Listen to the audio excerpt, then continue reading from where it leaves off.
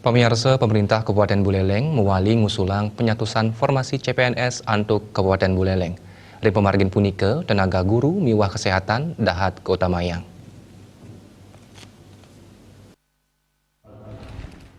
Menurut data saking Badan Kepegawaian dan Pengembangan SDM Kabupaten Buleleng, dengan kewetenan 116 usulan CPNS punika luire, ulung dasepat formasi tenaga guru, 6 likur tenaga kesehatan, mewah 55 untuk tenaga teknis. Sekretaris Daerah Buleleng Dewa Puspake Mausang, samian usulan kekantenang durung nagingin untuk samian pebuat.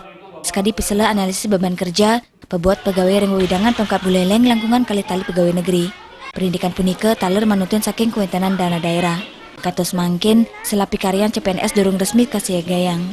Kekantenang dasan CPNS ring Buleleng, sampun ngeranjing atau masa pensiun, kani ngawinang Buleleng kekirangan pegawai negeri dauk makata warsa sanilintang. Dengan kebutuhan tenaga pendidikan yang memang banyak sekali yang pensiun. Ini aja belum terisi semua, sudah akan ada pensiun lagi gitu.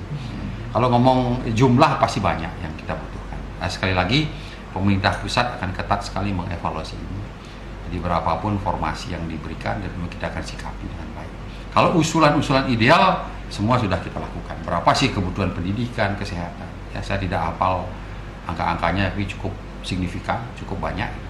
Ya tentunya akan disesuaikan dengan kemampuan keuangan daerah untuk bayar gaji ya, karena semua itu dari DAU kita.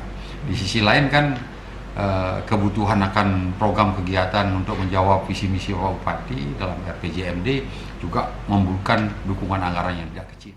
Kantos mangkin, Pemkab Buleleng kantong nyantosan pengumuman resmi saking Mempan RB untuk formasi CPNS warsane mangkin. Pemkab Buleleng taler mapengarse, Presiden ngamulihang ake formasi, antu ngarepin sejroning pekobat kirang nyane kewentenan tenaga PNS. Komang UWTV.